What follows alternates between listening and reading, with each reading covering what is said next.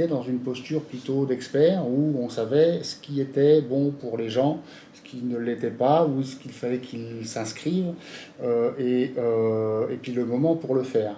En gros, non, n'y va pas, tu vas te griller aujourd'hui, et puis, etc., etc.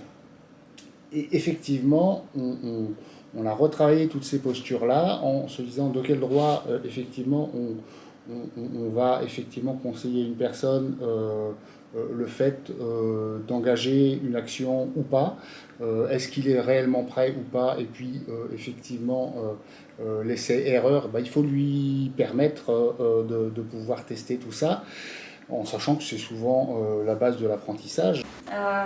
Parce que des fois on se dit, bah voilà, le salarié il est en train de construire son projet professionnel, c'est tel métier. Et c'est vrai qu'avant on avait tendance à leur proposer des offres qui correspondent juste à ce qui est vu en fait, en accompagnement sur les métiers. Alors qu'en fait en diffusion large, des fois une offre peut créer un petit déclic chez un salarié.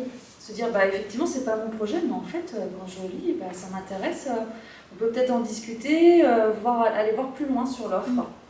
Donc le fait de diffuser large, ça permet ça, de eux aussi les ouvrir à d'autres métiers et puis de se rendre compte aussi du bassin d'emploi.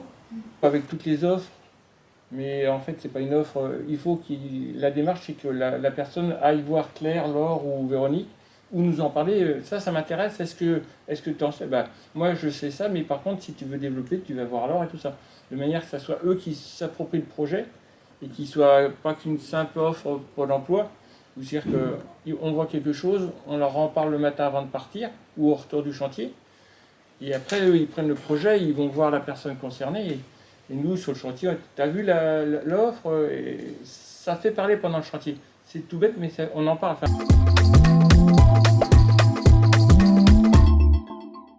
Pour motiver les salariés au sein du chantier d'insertion passerelle, des saveurs, on s'appuie vraiment sur les atouts des salariés. On ne va pas focaliser sur ce qui va être considéré comme des freins, des difficultés, mais vraiment s'appuyer sur ce qui fait atout pour les gens, les compétences, les capacités, la motivation.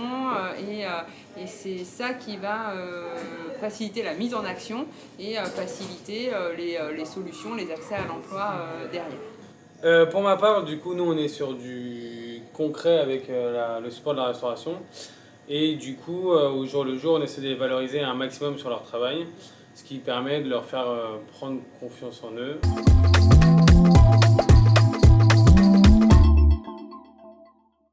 Un accès à l'emploi, par exemple, notamment mettre en place un objectif dès le début, que ce soit en recherche de stage ou en candidature, démarchage d'entreprise, vraiment mettre le salarié dans une dynamique de retour à l'emploi. Le salarié, pour mobiliser, il faut qu'il soit rapidement dans une démarche d'aller vers l'extérieur. En fait, déjà rien que de faire un stage assez rapidement, en fait, dans le premier contrat, ça lui permet de se projeter, de voir autre chose, et donc d'éviter cette installation-là. Aujourd'hui, on est sur une autre stratégie, on leur parle d'emploi dès le démarrage. Et du coup, on voit que ça change vraiment la dynamique au niveau des équipes et au niveau des personnes. Elles sont vraiment tout de suite dans une recherche d'emploi et elles ne sont plus dans cette volonté, ou moins en tout cas dans cette volonté de rester sur la structure et de se dire, bon allez, on a 2 ans, on est tranquille pendant 2 ans.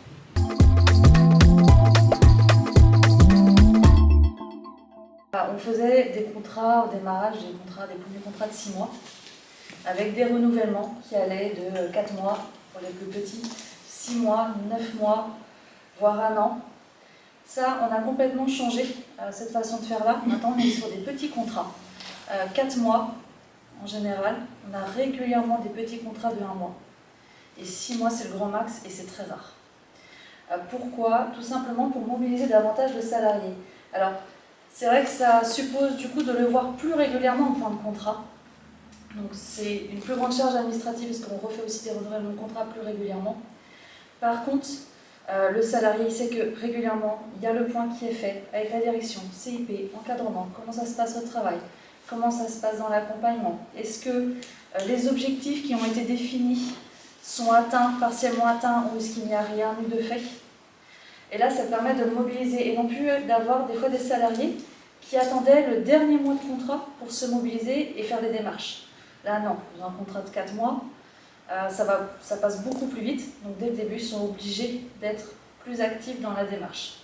Pour mettre en dynamique les salariés aussi, on a fait le choix de réduire la durée des parcours. Donc les CDD d'insertion en fait sont passés de 7 mois à des durées de 4 mois pour qu'ils puissent vraiment se saisir de tous les leviers et de toutes les actions. Et on a un discours qui vient dire qu'ils ne sont pas là pour 2 ans mais qu'ils sont là dans une démarche et une dynamique de retour à l'emploi pour ne pas les installer et éviter en fait parfois de les surprotéger, ce qui peut être le cas à certains moments et ce qui était le cas avant chez nous sur le chantier d'insertion et parfois sur l'association.